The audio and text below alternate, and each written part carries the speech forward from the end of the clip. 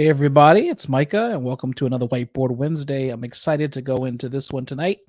Excited to go into all of them, to be honest with you, because it's my chance to basically spell out some principles of business and to just kind of go through them. And tonight we're talking about effective business scaling strategies and essentially, what those mean for you as a small business owner and someone who is looking to level up in their business. Um, Scaling is both an art and a science, but it's more science than art. So many people try to make it seem like it's easy to scale. They say that you know scaling is something that is you can do it in like a week or a month or 60 days or 30 days, 90 days. You hear all the time. Can't log on to Instagram at all without having someone say, give me 45 seconds of your time and I'm going to show you how to make seven figures in 6 days with three different strategies on 10 different computers for 365 days a year, 24 hours a day. There's so many numbers that's supposed to capture your attention and to get you sucked in to the whatever it is that someone's pitching to you to scale your business. And then, of course, the person goes into it, and then they have this unique formula to scale your business, and it's this like 22-year-old that's never owned a business, never mind giving you advice about what to do with your business. And I'm not knocking 22-year-olds because there's some very successful ones out there in the world. There's some, look at Mark Zuckerberg, or, look at some of these other billionaires. Who's the guy from that started Twitter? Jack Dorsey, when he was younger. Like, these people started really fascinating things when they were younger, but that is the exception, not the rule. These big valuations in tech companies, that is not the rule. That is not what all business owners are going to experience. And certainly it's not anything that, frankly, you are likely to experience yourself. I'm just being honest with you. And so for the rest of us that don't have these genius brains and social media companies to be able to scale and grow, we are left with the other method, the slow plotting method of trying to grow a business in a way where the business itself is strong, has foundation, can create wealth for you and income, and you can take that business and then pass it on to another family member of yours to run it after you're gone, right? That's the goal. Like, we all want to be there. I remember, when I was talking to some of my business coaching clients, I always talk about life and what are you looking for out of your business, out of your life. And essentially a lot of it has to do with they want their businesses to scale so that they can have the time, be less stressed, generate money, and to be able to take care of their family and whatever needs that come up. It's a worthy goal, and it's something that all of us look towards when we're trying to grow our businesses. It's the life formula. It's the life paradox. It's, you start something really hard and challenging, and you put yourself through the ringer. In the exchange for that temporary insanity, which is owning a small business, you're looking to try to grow it and scale it. But very few people have the ability to grow it and scale it to a size where they can actually sell it. I've recently sold my business a few weeks ago. I'm excited to have exited it. I've been in that industry for over 20 years, specifically in that business. And I'm glad to be on to this phase where I'm talking to you, doing small business education. But I wanted to talk tonight about how to get there, how to scale, how to grow. Away from the specter, the narrative of, what does it take to get to the next level? It takes grit and motivation and watching Tony Robbins and whoever else is going to motivate you to get there. No, the reality is what it takes to get to the next level is a plan, is a strategy, is a method. And if you follow a plan, strategy, and method that is carefully crafted, that is specifically targeted, you're going to do just fine. And so tonight, on the whiteboard tonight, we are going over some strategies on how you can scale your business and how you can use it. So let me start with this. So there was two professors. Well, they're not professors, but they wrote a paper for the Harvard Business Review. Banshee Nagy, and Jeff Tuff. And they wrote a white paper called How to Stay Competitive and Future-Proof Your Business. And the title of that white paper, How to Stay Competitive and Future-Proof Your Business, is something that we're going to actually talk about tonight. I'm going to come around to that in a minute. But first, I wanted to give you the first strategy that we're going to use tonight in our whiteboard, which is what's called, let me just share my screen. It's called the golden ratio. And essentially, what the golden ratio is a balance. It is what's considered the theory that there's a unique ratio that achieves the perfect balance in everything. So there's like a formula. The golden ratio is a formula where there's a perfect balance between two things. You just have to figure out what the ratio is for that particular thing. So for instance, the theory behind the golden ratio is that it can be found in nature with butterflies and the spiral shells of sea creatures and rocks and the stars in the sky in various places. So the golden ratio, if you were to apply a mathematical formula to different aspects of life, then you would find the perfect ratio balance, détente, for everything that's in life. All right, that's the golden ratio. Now, the golden ratio came from something called Fibonacci's numbers. Now, Fibonacci was a mathematician. His name was Leonardo Fibonacci. And one of the things that Fibonacci did was he created something called the Fibonacci sequence. And the reason why that's important to know was because in the Fibonacci sequence, each number is one after the other. It's supposed to be the sum of the two previous numbers prior to that number. So essentially, mathematically, the Fibonacci sequence is supposed to help by doing the math behind the Fibonacci sequence, you can obtain perfect balance between the two numbers that came after, two numbers that came before, and then the number after. It should equal each other. Okay. The golden ratio is a takeoff of that. But how does this apply to you? You're like, why are we talking about Fibonacci sequence and the golden ratio? Well, as a small business owner, in order to scale, you need to find your golden ratio.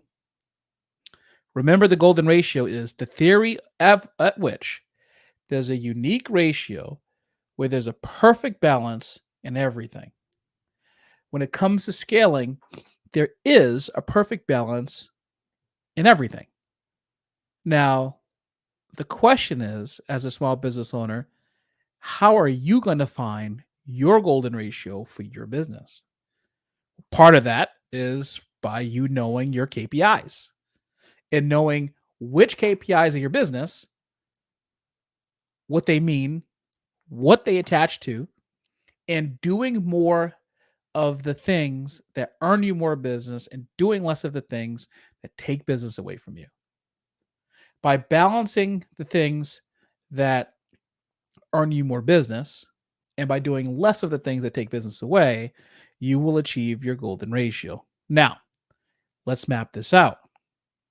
The thing is, basically, business comes down to churn and retention and growth, right? So when we talk about churn, Okay. CHURN. Again, sorry for the serial killer writing, but that's just how I write on these whiteboards. The churn is the amount of customers that you lose um, in a time period. Okay. It can be measured monthly, quarterly, however long your cycle of doing business with you is. And the opposite of churn, okay, the opposite of churn is replacement, okay, or acquisition.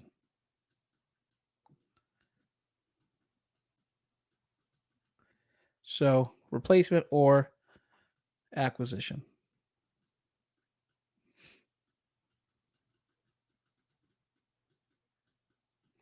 All right. So churn are the amount of customers you lose in a month, a quarter, uh, a year, 6 months, whatever your time period is. And replacement or acquisition are how many customers that you gain in that time period.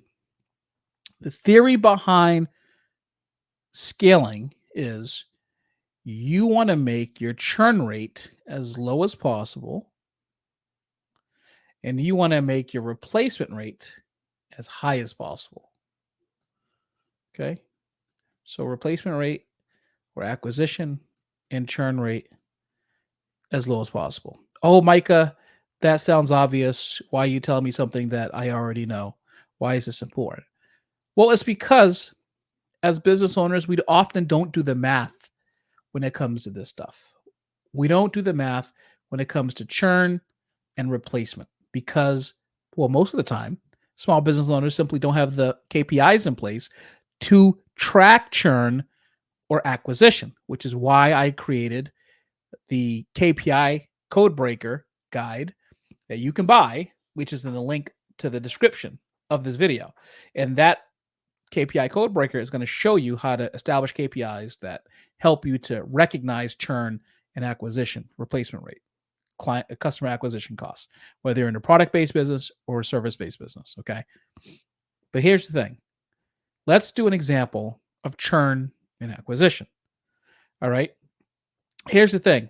No matter how fast you grow and how many customers or clients you acquire versus how many customers you lose, your ratio of acquisition has got to go up. As an example, let's say that your churn rate is 10%. Okay. And let's say that your replacement rate is 12%. I don't know why I always do these hard, like ridiculous things I have to use my calculator for. All right. Let's say that you have, let's just, I'll tell you what, let me just delete this up top. No, I'll keep it there. Okay. Let's say that you have 100 customers. Okay. This is going to represent the customers that you have, 100. If you lose 10% of your customers a month, you're losing 10 customers a month. If you gain 12 customers a month, you're gaining, obviously, 12 customers a month. Okay. So you have a +2 acquisition rate at that point. All right. Now, let's say your customer base goes to, let's say your customer base grows to 1,000. All right.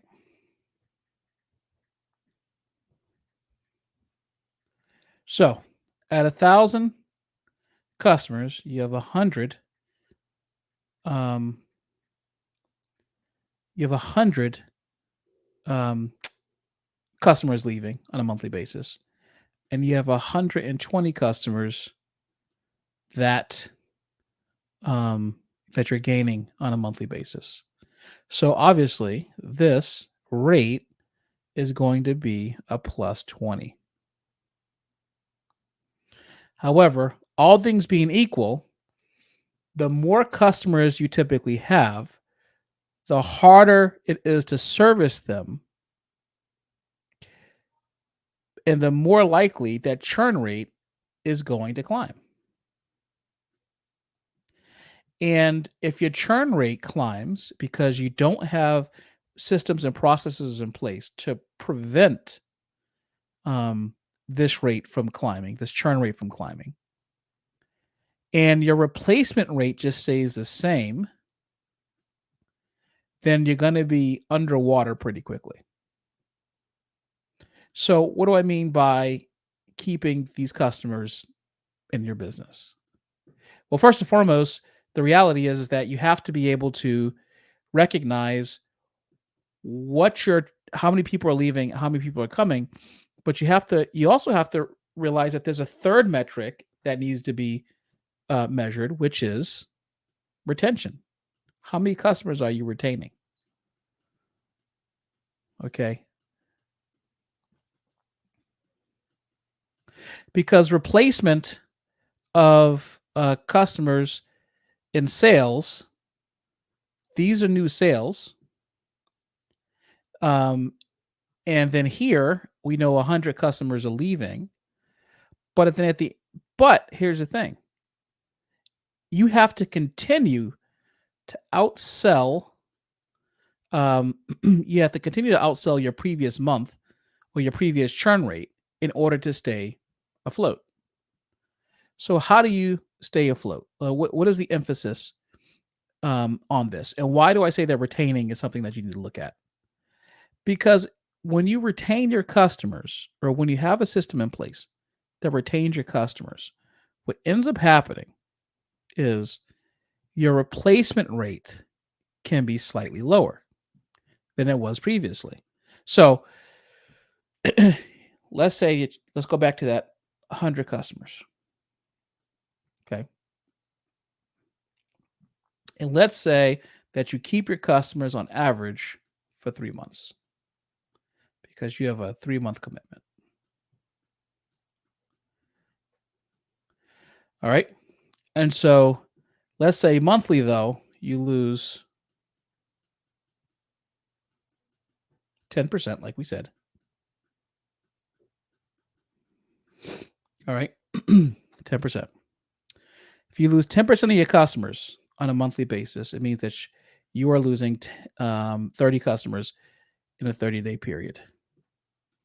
Excuse me, in a 3-month period or 90 days. You're losing 30 customers in 90 days.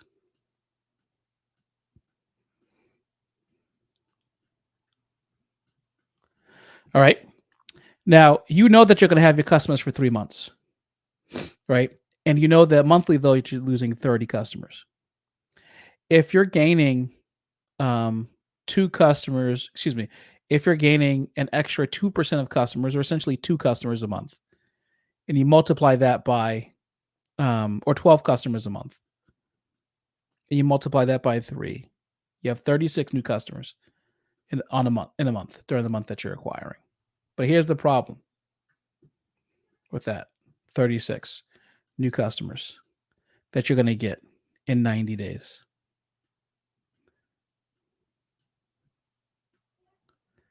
This is not sustainable. Why? Because of the things that we're going through right now. Inflation. The cost of servicing customers go up. The cost of having employees goes up. The cost of doing business goes up. If your business costs increase, so let's say that the difference between your 10% and your 12% acquisition is 2%. If inflation goes up by 5%, which means that your cost of doing business goes up by 5%, it literally wipes out your ability to increase your customers by 2%. It's gone. It's completely gone. So, I didn't show you that on the whiteboard, but here it is again. Again, if you have a 10% churn rate, okay, churn, that's a terrible C. all right, and you have a 12% win rate or acquisition rate, okay, acquisition rate. You have a 2% margin there where that's your spread, 2%, all right? Here's the problem.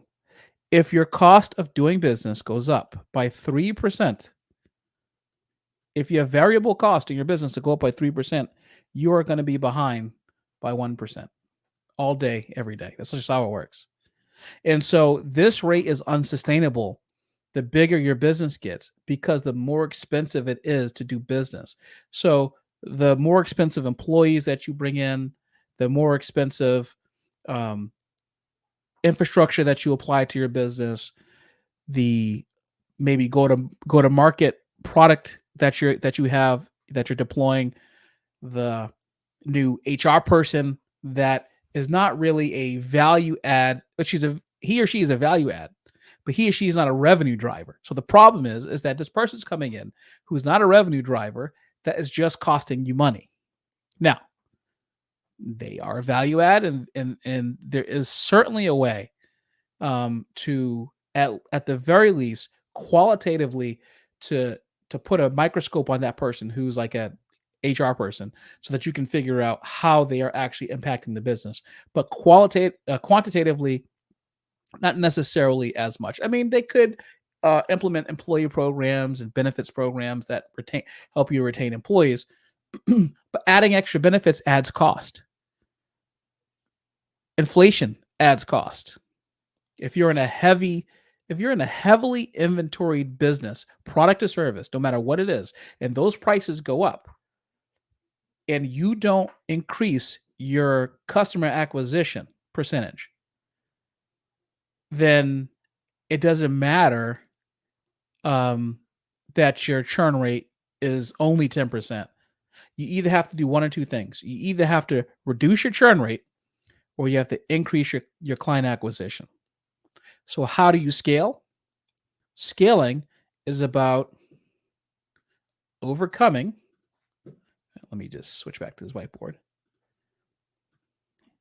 Scaling is about overcoming your cost plus your churn. That's how you scale. You got to overcome your cost plus your churn.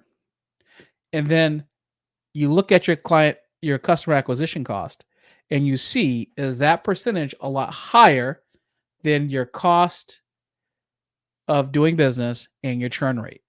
And if it is, that's how you're going to be able to scale to profitability. If it's not, you're going to be on the hamster wheel. And sometimes this stuff is so the math or science, the ratios on this are they're so hard to detect because it's not natural to put together cost and churn together.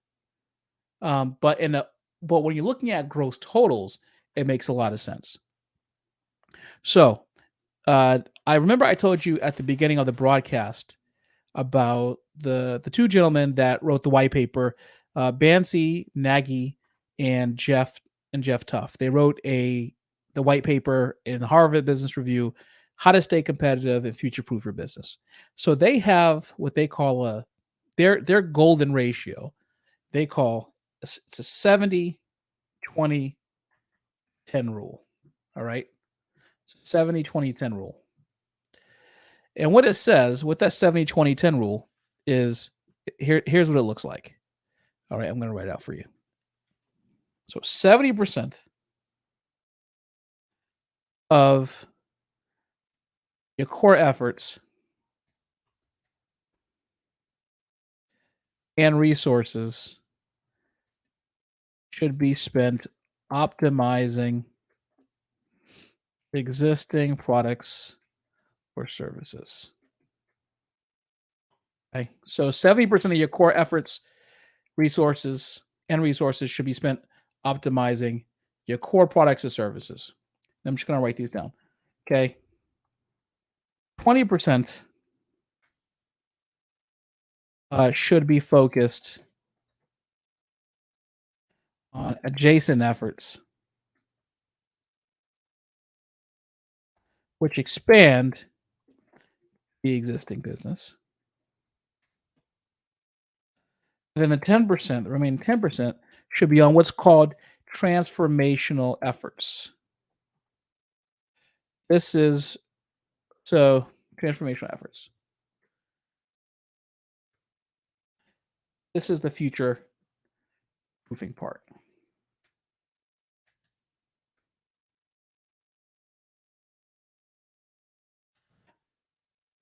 So 70% of your core efforts and resources should be spent optimizing existing products or services. Let's talk about that.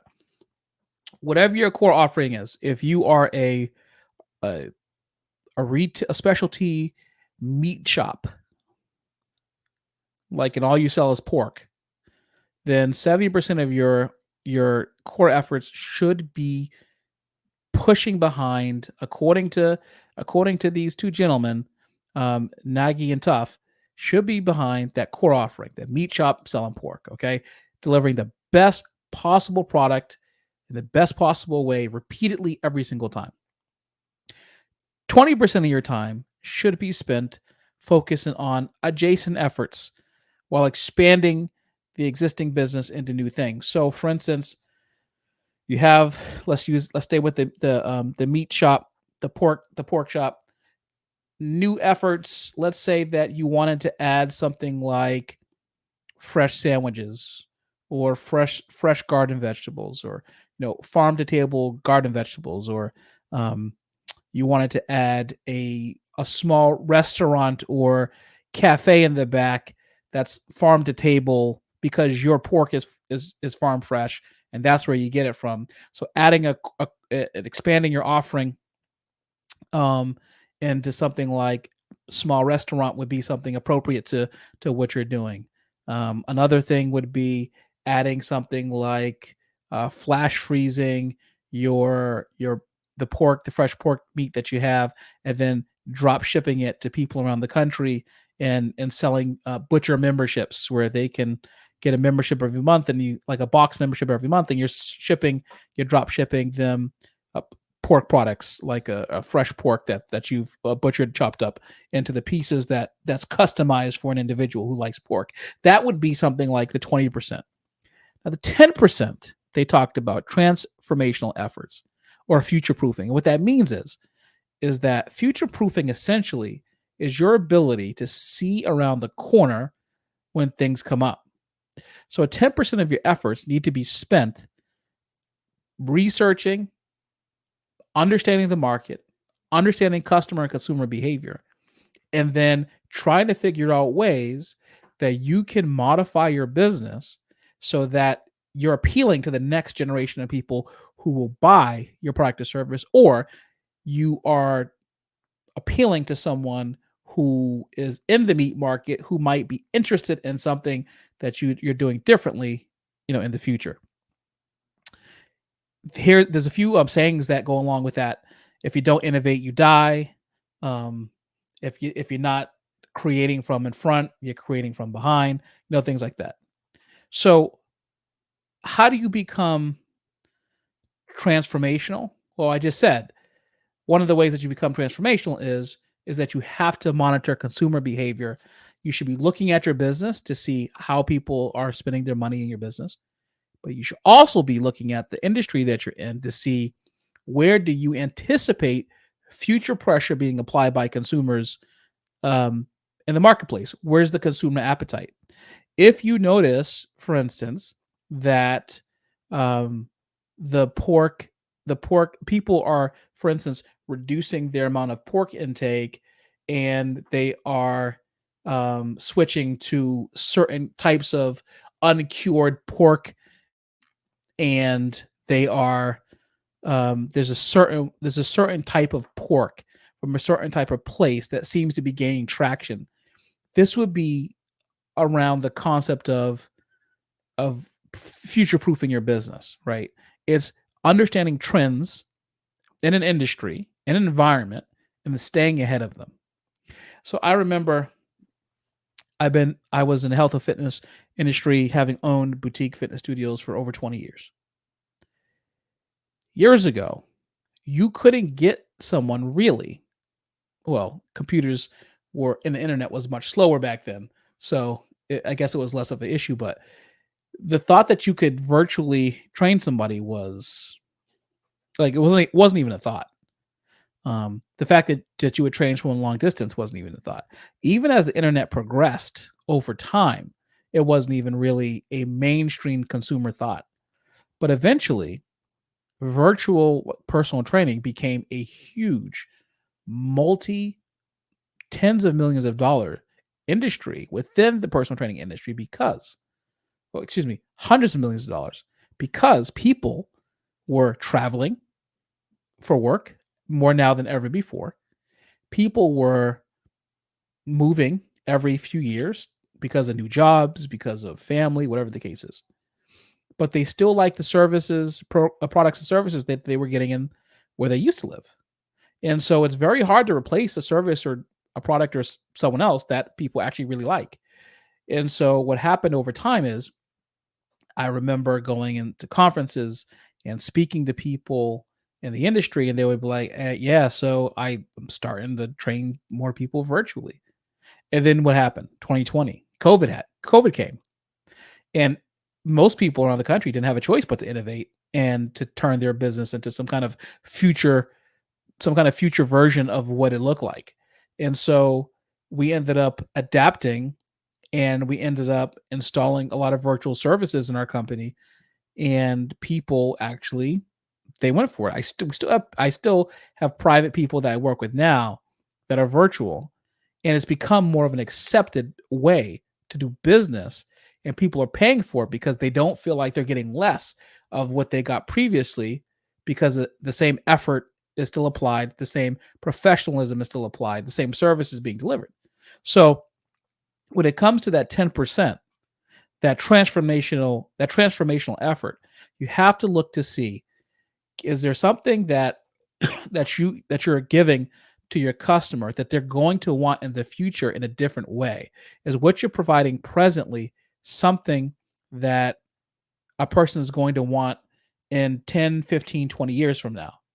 I do also remember that, for instance, a buddy of mine owns an HVAC company, and initially he wasn't going to do geothermal installs, but then eventually the demand for as the climate change movement increased, his focus on creating a climate friendly HVAC solution also increased. And so by putting his effort behind a transformational effort, that 10%, looking at future proofing his business, is that he's added some more of these climate change aspects to his business. So that's the third way to scale. So remember, the golden ratio: 70%, 20%, 10%. 70% of your core efforts should be spent optimizing what you currently do in your business right now. 20% of your effort should be focused on adjacent efforts. These are like essentially cross sells, other things that you can do that expands what you currently do in your business to invite other people in to your core offering. Again, I gave you the example of the pork shop opening a restaurant that in the back of the meat shop that actually serves farm to table pork products, in addition to other things that they can get. A family could come by and get there because they love shopping for their family usually when they cook food at home, but now they want to have a restaurant where they can eat. They have a place where they can eat the same fresh food that you're giving to them. And then 10% of your efforts should be transformational effort. This is future proofing your business. This is looking around the corner. This is peering into where customers and trends are going in the future and doing what Wayne Gretzky said, which is, I skate to where the puck is going. I don't skate to where the puck is, right? Like I have to be in the place where um where I know that the customers are going to be, and you being there before they get there. 10% of transformational efforts. So when we talk about the golden ratio in your business, the golden ratio, and if you're just now coming in and taking a look at this live stream now, you're gonna have to rewind and check it out when I explain what the golden ratio is. But essentially, I'll do a brief recap. The golden ratio is, it's the theory that there's a unique ratio that perfectly describes the balance between everything. So everything has a perfect ratio, everything has a perfect balance, and it can be quantified. And this is the golden ratio. Every business has a golden ratio. The only way to achieve the golden ratio in your business is for you to have and understand your KPIs. It all goes back to knowing your numbers. Now, if you've ever watched Shark Tank before, I do Shark Tank reactions on this channel all the time to try to teach you how to pitch. So go look at some of those videos too.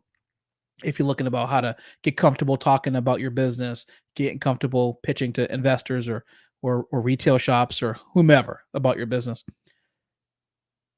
On Shark Tank, they talk about knowing your numbers. And the reason why is because if you know your numbers, you understand your business. Knowing your numbers are the words on the page in the story of what your business is doing currently. And so in order to scale your business, you have to transcend just knowing your numbers. You have to be able to then take those numbers and you have to be able to turn those numbers into something specific.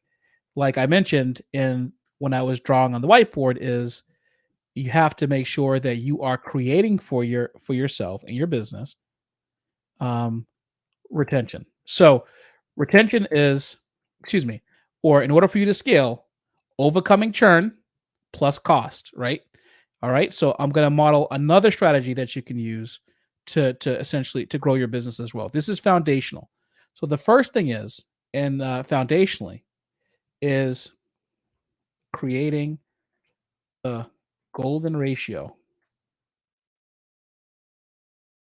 in your business, right? And the second thing that you're going to need to do, I probably should have drawn it too. Whatever. So the second thing you need to do is create systems and processes that drive behaviors in those ratios.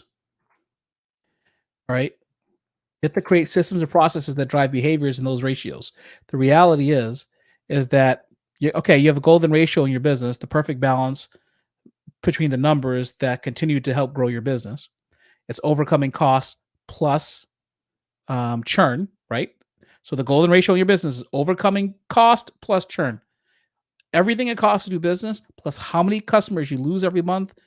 You need to get more than that in client acquisition. That's your golden ratio, and that's going to depend on your business. It depends on if you're in a volume business, or it depends on if you're a high value business that requires fewer customers. And then the next thing is you need to create systems and processes that drive behaviors in those ratios. So you know that if you need to get 15 more customers a month instead of 10, how are you ask yourself some questions, okay? How are you going to increase your efforts to drive results? Okay. And then here's the thing, each business needs three different types of individuals to help out with this process in this systems and processes procedure. You need a visionary. Okay. You need a strategist. You need an implementer. Okay. In my opinion, a person can be a visionary and the strategist one and the same. And the strategist can be the implementer and the strategist as well. But the visionary cannot be the implementer, and the implementer cannot be the strategist. Excuse me, cannot be the visionary. Those two things are going to be completely different ends of the spectrum. And so I recommend that you find someone that can help you with the implementation of this. This is how you think about who to hire in your business at the next level. As you're going and increasing, you set the vision, you set the strategy to how you want it, and then you get someone to implement that vision or that strategy for you, and then you monitor the results of that, and then you make refinements on that. Create the golden ratio, create systems and processes that drive behaviors in those ratios. That's the strategy. And then you get someone to implement that for you to ensure that those results come on a regular basis. All right. Now let's talk about another strategy to scale. is after you create the systems and processes, you create that golden ratio in your business. What you need to do is you need to take a take another look at your brand and target market. Okay. Does your systems and processes and your golden ratio, does it align with what your brand is and who your target market is in the marketplace? Are you actually going after the people for whom your product or service is designed to? And are you going after the people, or are you honoring your brand promise when you go after them? So many people divorce themselves from the fact that their brand or their brand promise that they make it publicly, that it matters, but it really matters. Of course it matters. When if you don't honor what you say that you're going to deliver to customers when they're looking for you, then you're probably a donkey, in my opinion. And you deserve Will break my foot off in your John Brown hind parts. the Dizelle kick, the kick in the butt, right? So you know your brand, your brand promise, understand your target market, what they want, and then understand how you can continue to serve that to increase customer acquisition. Here's the thing. If you know your target market, then you're going to be able to get as much feedback from specific people as is required for you to look at that 10% of transformational efforts that you need to bring to your business. So remember, we talked about 10% of this golden ratio, according to Najee and Tuff, was transformational efforts. You having a great relationship with your customers is going to be the catalyst to understanding where you need to future proof your business. After you serve your customer, your job is not over. Your job is just beginning. You then need to follow up with your customer. Are they satisfied? Would they refer someone else to your business, and why? And do they plan on purchasing with you again, your product or service? If you can't get real answers to those questions, then you're losing out on a whole market that you can be aware of. I mean, What an idiot! Oh, what a loser! exactly how I feel about someone who does not reach out to their customers and try to figure out exactly what's going on, like if they enjoy themselves. After they do business with you, do you actually like check in with them? Do you follow up with them? Do you talk to them to see like whether or not they enjoy engaging with you? Imagine if you've been pushing in the wrong direction for many years. What happens is sometimes you're going to end up stuck. You're going to end up being that old dog, right? That doesn't like learning new tricks, and then you're going to have to be reprogrammed. So when I take on a business coaching client, one of the things I ask is about reprogramming. Like how tied into you to what you're doing right now are you? Are you willing to change, adapt? If it's not working, are you willing to push in a different direction? Because the reality is that most people who have been doing pushing in the wrong direction for years, they get into these patterns of thought. Like I'll give you an example. I'll give you a story. So for years, I thought I was a great copywriter. I thought I could write a good headline. I could write a good narrative of like a sale on a sales page. I thought that my headings were good, that my call to actions were good, all that stuff. But then one day, years later in my business, like from the earlier days when I could afford to actually hire a marketing firm, they would tell me to go. They'd have me start, right? So I would start and I would kind of start writing sales copy because they wanted to see kind of what my thought was. I was obviously closer to the brand. I had the ability to think about like how I was going to speak to my customers and what that looked like. And so I would. And so I like sent it to them and they were just like, "Oh, this is crap." And I was like, "What? What do you mean this is crap?" I put my heart and soul in this. Like I worked for hours trying to figure out who I'm talking to and why, and to try to get them to sell and to close them and to try to say as much about my business as possible. You know what they said to me? Do you know what they said? They were like, "That's the problem. You were saying too much in your copyright in your copy. You were trying too hard to get them to come in.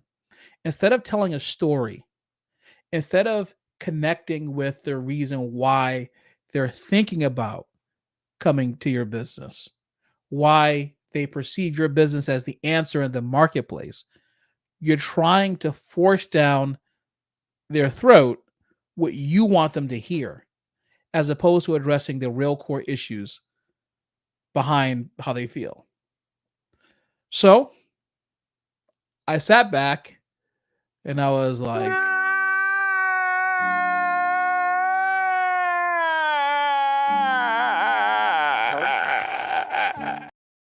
because I had spent years pushing in one direction. I was trying to figure out why most people weren't responding to the marketing message. And the reality is because I was I was not really speaking to them. I was speaking to myself through my own copy. I wasn't speaking directly to the person who I thought I was going to be able to actually to get to come in. And so, look, when you're trying to scale your business, you have to learn to think differently. You have to learn to think like a person who wants to engage with you, like a person who wants to do business with you, is thinking about doing business with you. And you have to multiply those efforts and that learning by being committed to understanding how your customers think and how they feel about you. That's a really crucial lesson that I've learned over the years in doing business. So that's why you have to take another look at your brand and your target market, right? Because you have to make sure that what you're doing is aligning with the people who want to do business with you, who will do business with you, and who ultimately spend their money with you as well. And so by following these three steps or these three strategies, um, you're going to be a-okay. Now, remember, I said to you that KPIs are important. I created a guide, KPI code breaker. I told you at the beginning of this stream, it's going to be really, really important for you to understand. Go to the description in this chat if you're watching this as a small business owner and you're trying to figure out how you can create your own golden ratio and get that KPI code breaker. Learn the metrics that are important for your business, all right? Because if you don't understand what metrics are important for your specific business, you're never going to be able to come up with your own golden ratio. So that's what you have to do. And here's the other thing. Here's another. So this is like a bonus point. The bonus point is that there's a quote from Thomas Sowell. I use this whenever I'm interviewed on podcasts. I always say this quote. You don't understand. Excuse me. Hold on one second. It is. It takes an immense amount of knowledge to understand the extent of one's own ignorance. When I first started my business and through the first few years, I didn't know what I didn't know. I thought I was pretty smart and intuitive and adept, and I could learn fast, and I could absorb an immense amount of information, like impersonal information, data, qualitative data. I could drink that stuff down and recite it to you. That's just the kind of brain I have. However, I did not know what I did not know. And so I wasn't able to even ask the questions that would put me in the ballpark of being able to know and answer and be able to come up with the right solution for my business problems. And it wasn't until I started going to conferences. I spent tens of thousands of dollars on conferences. I spent tens of thousands of dollars traveling around the country, learning from the best at what they do when it comes to marketing, copywriting, social media, business strategy. And I absorbed all of that. I used to, at these conferences, I used to go for it was like a 2 or 3 day conference. And I would go and I'll go back to my hotel room and I would just order food from downstairs at the hotel. And I would just sit in my room all night. I would write. I would take all the notes I had for the day and I would distill them into my own thoughts. I would regurgitate them into my own thoughts. I filled books of just writing between computers and my write. I prefer to write because um, I feel like you remember more when you write. And I would just sit there and I would just write. And it wasn't until I learned from the brilliance of the people that I would travel to see that I really started making a difference. And instead of doing that, that is what gives you hockey stick growth.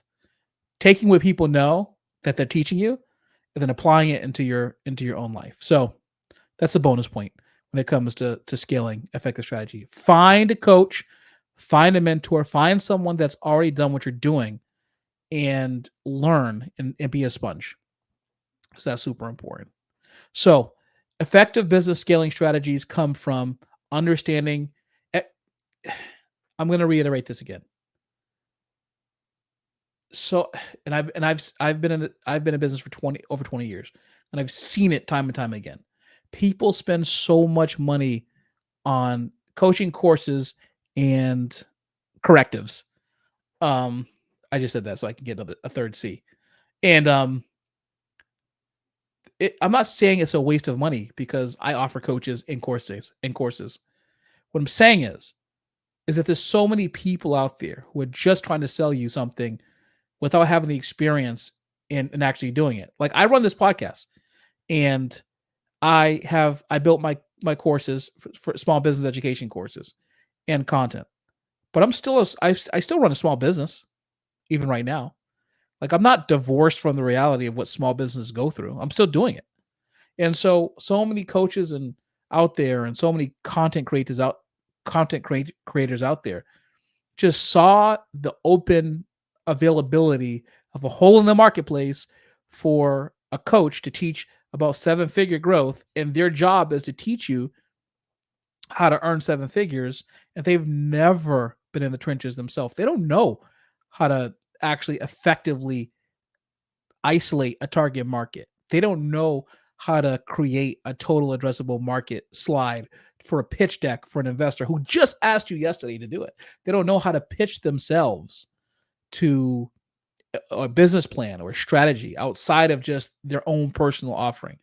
They don't know the difficulties of having an employee quit on you when you're really busy and you can't take on that extra work, but you have to anyway, because it's just how the cookie crumbles when you're a small business owner. They don't know what it's like to have to pay the bills and payroll, and you have to choose between which one you're going to that you're going to pay. It's a rough situation to be in. But when you have people you come across that have been there, done it, who have seen those situations, stare them right in the eye, in the abyss, then that's who you choose to help you out, right? Like so when you're thinking about who to connect with as a coach, think about someone who's had to overcome issues and they have successfully to be where they are. And entrepreneur spirit is not called the entrepreneur spirit for no reason. It's called the entrepreneur spirit because it is a living, breathing, resistive force that is highly resistant to stress. And so, you wear that as armor, and you go out there and you grind and you do it. One of the most effective business scaling strategies I can give you is persistence. Don't give up. Because oftentimes when we give up, it is right before the dam breaks, right? Right before something big happens to you. People give up all the time. And it's not the time to give up, So anyways, so if you liked the strategies I shared today, and if you're just coming in, leave a comment in the comment section and let me know what you think about these the strategies that I shared tonight. Let me know what you have done to scale and whether it's been effective, wholly effective, whether it has worked a little bit, and or whether you're looking for a strategy that actually would work better for your business. Let me know what your industry is and what your business is, and then of course let me know what you've done to try to mitigate some of the issues that you have. And what I'll do is I will answer some of these questions in the comments, or you can even email me if you go to the About section of my YouTube page, and I will answer your question in a future live mailbag that I'm going to do on YouTube as well. So looking forward to hear from you. I want to connect with as many of you as possible because my goal is to work with 20,000 small business owners and to help them turn their businesses into machines that cash flow and run through solid systems and processes, just like the big guys. So I'm looking forward to providing you with even more content and coaching information. So what's coming up? There's a few things coming up. I am doing I have another Shark Tank reaction video coming out on Saturday. And then I'm actually diving deep into, do you know DJ Envy from the Breakfast Club? Okay. Do you? So DJ Envy was like caught up in a real estate scheme with a guy named Cesar Pena. And people lost millions of dollars in this scheme. I have a video coming out talking all about it. Like there's so many people that lost so much money. And one of the things that DJ Envy said was, "Oh, I'm I'm trying to uplift people. My goal has always been to uplift my community and all this other stuff." He's black and I think he's black. Maybe he's Spanish. I don't know. Maybe he's mixed. I don't know. He's light skinned, so I can't really tell exactly if he's mixed or if he's Spanish or if he's black. But the minority community he tries to uplift. Okay, that's the point. And so now he's caught in between a friend of his who was his like house flipper, this real estate scheme, and people who was screwed by this latest real estate scheme that actually happened. So I'm actually doing a video on that. So look out for that because that video it's going to be interesting. And I'm going to want to know at the end, I'm going to ask at the end whether or not you think that he, in good faith, is the person that if he really is a victim, or if he is, if he was in it and he just got caught. I mean, I don't know. The jury's still out. They're bringing this to trial. I know that for sure he is suing a YouTuber because I think someone named Tony the Closer. I don't really know him, but if you're a YouTube fanatic and you know Tony the Closer, he's suing him for defamation because he called him like a thief and some other stuff. And so it looks like he's trying to go after him in particular. I think he has a big following, maybe like 250,000 subs on YouTube. But frankly, it's a business topic, and I kind of want to dive into it because I find it interesting, and I think there's a lesson in there too. If you're watching my videos or you're watching this live stream, and you're like, "Well, Micah, it could have been anyone," that's the problem. So that is the problem, in my opinion. If you're telling me that the whole DJ Envy real estate scheme thing could have been anyone, you and I need to talk.